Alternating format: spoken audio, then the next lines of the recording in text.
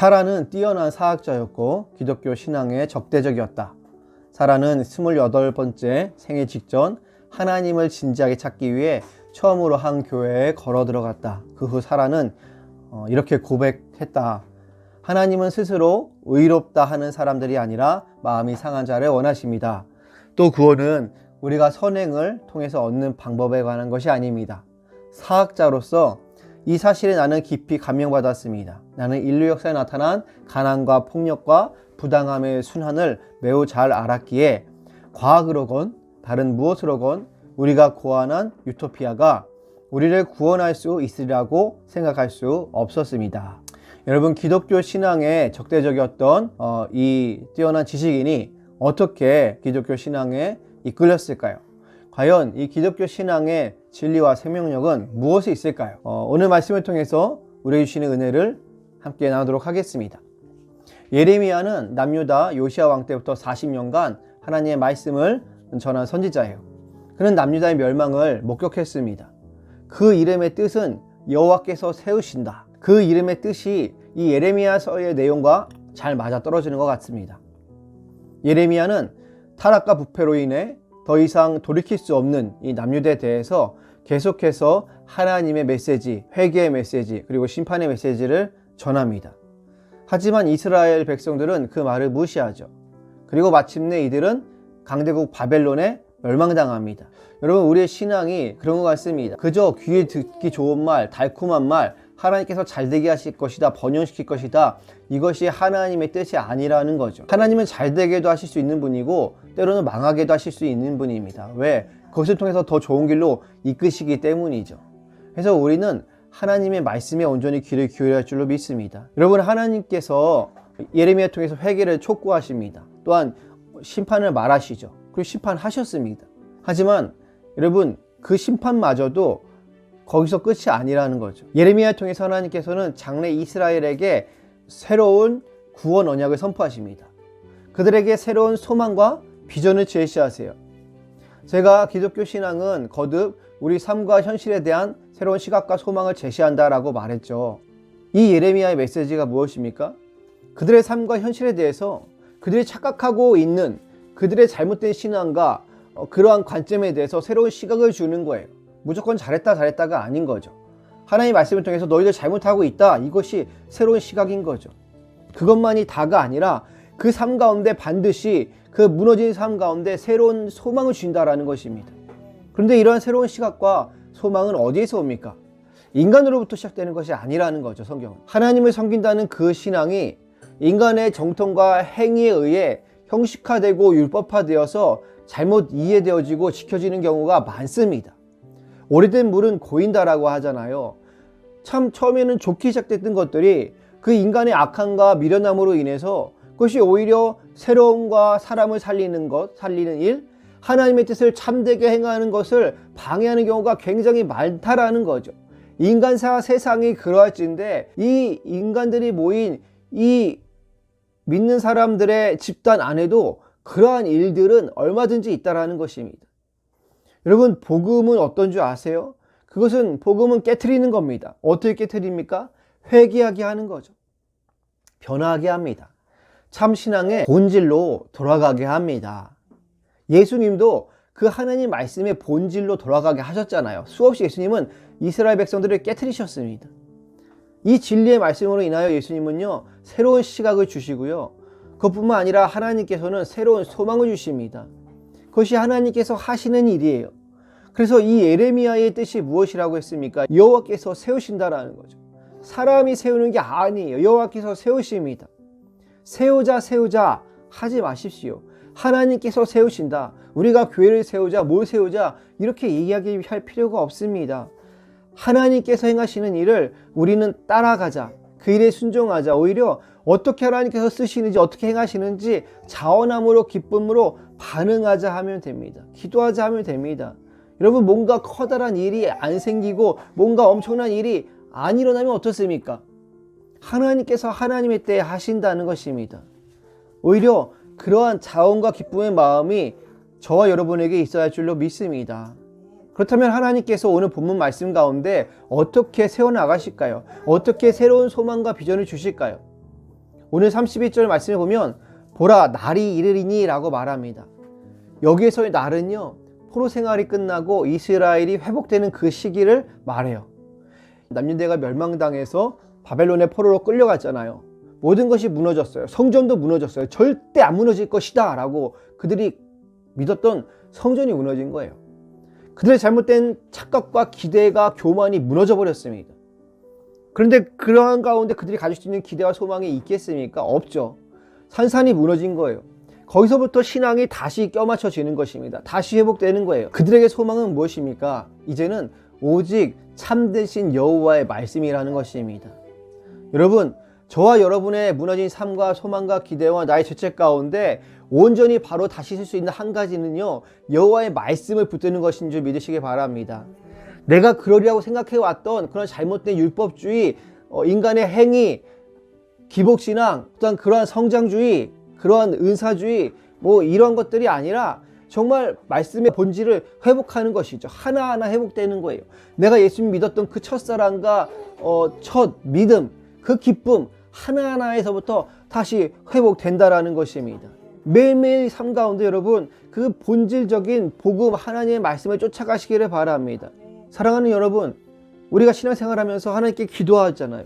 성령님의 인도하심을 받습니다. 그리고 또 때로는 어떠한 은사와 예언과 여러 가지 것들을 기대할 수 있고 주어지기도 합니다. 하지만 기본은 무엇입니까? 하나님의 말씀인 줄 믿으시기를 바랍니다. 하나님께서 우리에게 이 성경 말씀을 주셨잖아요. 예수님은 뭐라고 하세요? 예수님은 성경의 말씀이라고 하세요. 말씀이 로고스가 예수님이에요. 예수님이 은사다, 예수님이 예언이다, 예수님이 영분별이다, 예수님이 기적이다 이렇게 말하지 않습니다. 예수님은 말씀이라는 거죠. 이 말씀 가운데 하나님의 뜻과 우리가 행할 바와 어떻게 우리의 삶과 현실을 분별해야 할지, 어떠한 시각과 소망을 가질지 주셨다라는 거죠. 말씀 가운데 우리에게 소망을 주셨다라는 거예요. 그러니 어떠한 목사님, 선교사님의 예언, 기도, 영분별, 긴축출, 넘어뜨리고 쓰러뜨리고 병 고치고 이런 거에 혹할 것이 아니라는 것입니다. 이것을 쫓아가는 것이 중심이 아니라는 거죠. 오직 하나님의 말씀, 예수 그리스도의 그 성품, 인격, 그분의 삶을 우리는 쫓아가야 할 줄로 믿습니다. 아멘. 말씀 가운데 바로 서시기를 바랍니다. 오늘날 너무나도 혼미해요. 누가 예언한다, 누가 기적을 행한다, 누가 이런 말 한다, 이렇게 하면 다 우르르 쏠려갑니다. 그것이 전부고 그것이 최고라고 생각합니다. 여러분, 그것은 사람을 넘어지게 하고 시험에 들게 하고 그것은 이단이 되게 하고 사이비가 되게 합니다. 여러분, 말씀 가운데 바로 서시기를 바랍니다. 자, 여기서의 오늘 그 날이라는 말, 이것이 포로 생활이 끝나고 이스라엘이 회복되는 시대라고 말했습니다. 하나님께서 내가 너희를 심판하지만 다시 돌아오게 할 거야 라는 소망을 주신 거예요. 그러면서 하나님께서 주시는 소망이 뭐예요? 따라해 보겠습니다. 새 언약. 새 언약을 하나님께서는 약속으로 주셨다라는 거예요. 여기서의 새는요, 히브리어로 하다시라고 합니다. 이것은 갱신하다, 회복하다라는 뜻이 있어요. 무엇을 갱신하냐? 언약을 갱신하고 회복하신다라는 거예요. 이 오늘 말씀은요, 이 새 언약에 대한 하나님의 선포, 예레미야의 예언을 말하는 거예요. 내가 새 언약, 이 너희하고 계약을 체결할 건데 언젠가 이 새 언약을 체결할 거야, 맺을 거야. 그것을 미리 하나님께서 소망을 주신다는 거예요. 그럼 왜 이 언약을 새롭게 갱신하시고 회복시키실까요?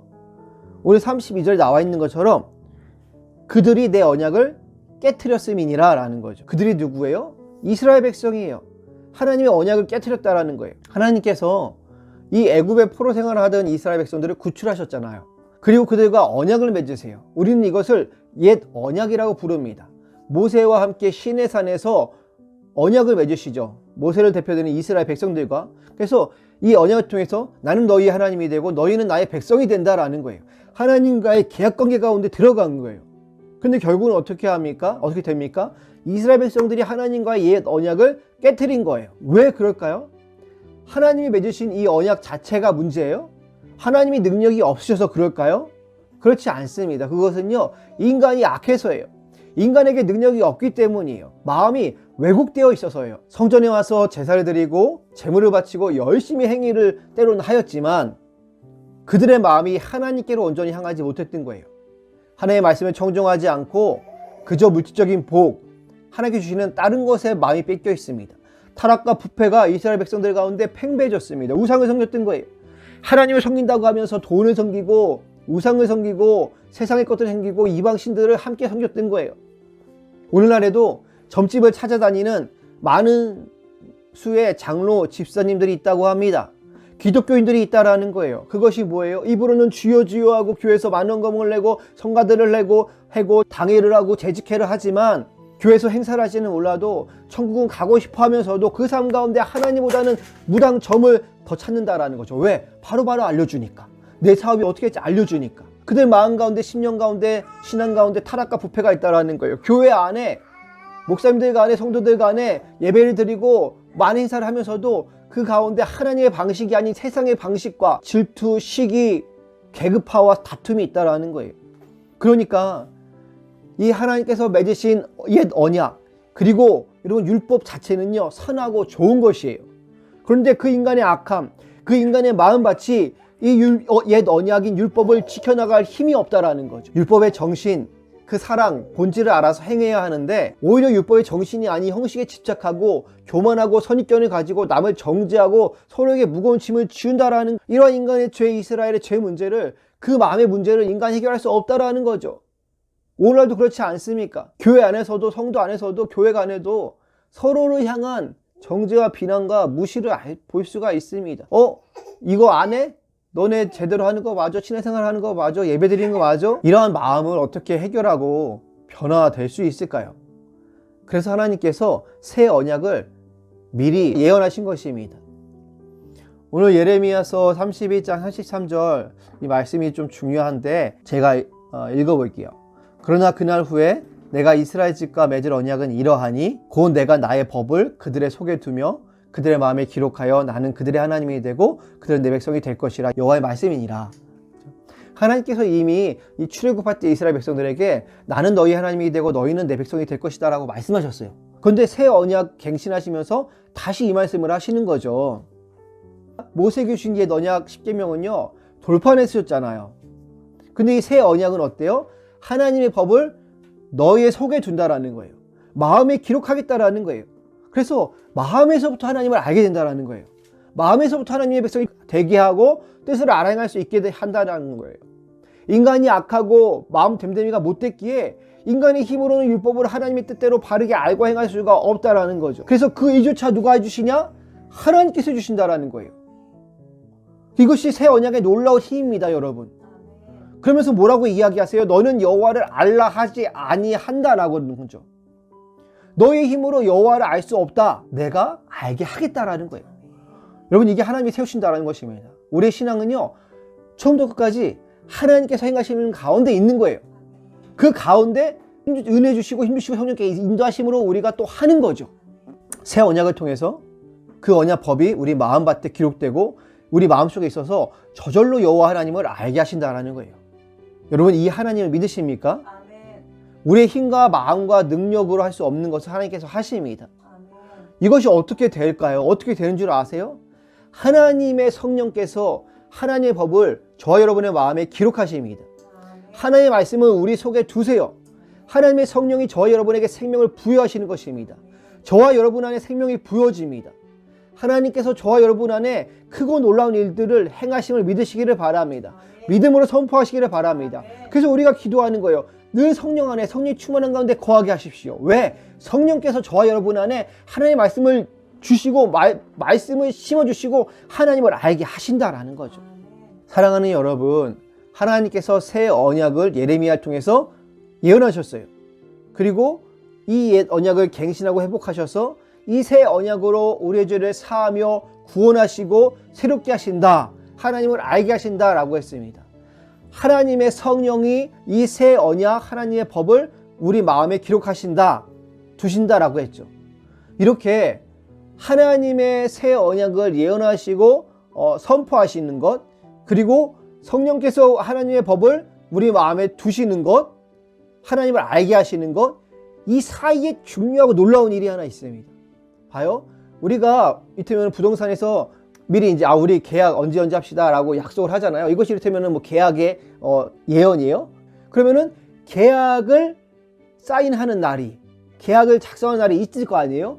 그리고 계약이 효력을 발휘하는 때가 있습니다. 마찬가지라는 거예요. 하나님께서 예레미야 통해서 하나님의 새 언약을 약속하셨어요. 예언하셨어요. 그리고 나중에 이 새 언약이 효력을 발휘해서 성령께서 우리 안에 역사하신다는 말이에요. 그럼 이 사이 안에, 이 사이 가운데 있어야 할 것이 하나 있는데 무엇이에요? 바로 새 언약이 체결될 때가 있어야 되는 거죠. 이해되시죠? 이 새 언약이 체결될 때가 언제냐? 바로 예수 십자가 죽으심과 부활인 줄 믿으시기를 바랍니다. 예수 십자가 죽으심이 이 새 언약의 성취인 거예요. 새 언약의 체결인 거죠. 여기 핵심이 있는 겁니다. 이것이 복음의 신비고 능력입니다. 이 새 언약을 이루시는 성취하는 분이 누구예요? 우리 주 예수 그리스도이신 줄 믿으시기를 바랍니다. 할렐루야. 메시아 예수께서 십자가에서 죽으심으로 이 새 언약이 체결된 거예요. 성취된 거예요. 저와 여러분의 모든 죄와 허물의 극복이 단번에 예수님의 죽으심을 통해서 이루어졌습니다.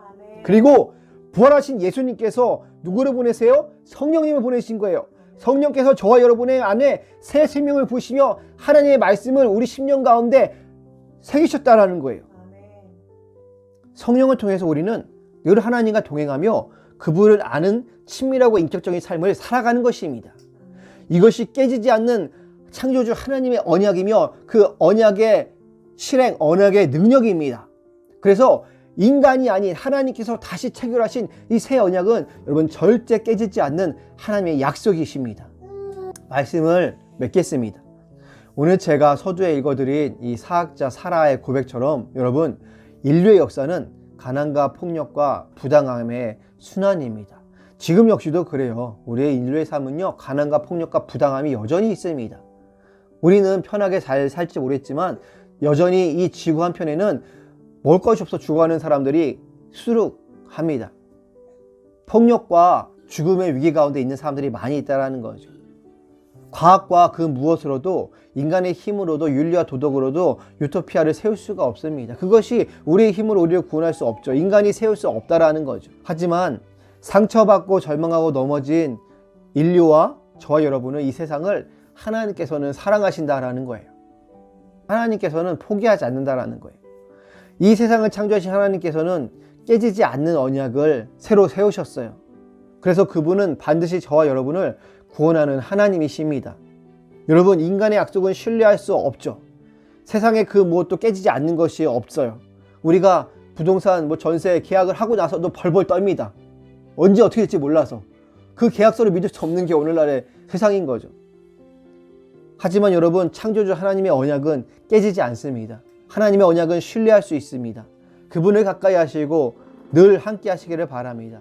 내 상한 마음, 교만한 마음, 완악한 마음, 내 생각과 내 힘으로도 어떻게 할 수 없는 그 가운데 하나님께서는 예수 십자가의 죽으심과 부활을 통해서 우리를 회복하셨습니다. 성령을 부으시는 말미암아 하나님의 말씀이 저와 여러분 안에 거함을 믿으시기를 바랍니다. 말씀을 통하여 저와 여러분이 회복되며 변화된 삶을 살 줄 믿으시기를 바랍니다. 창조주 하나님을 늘 신뢰하시기를 바랍니다.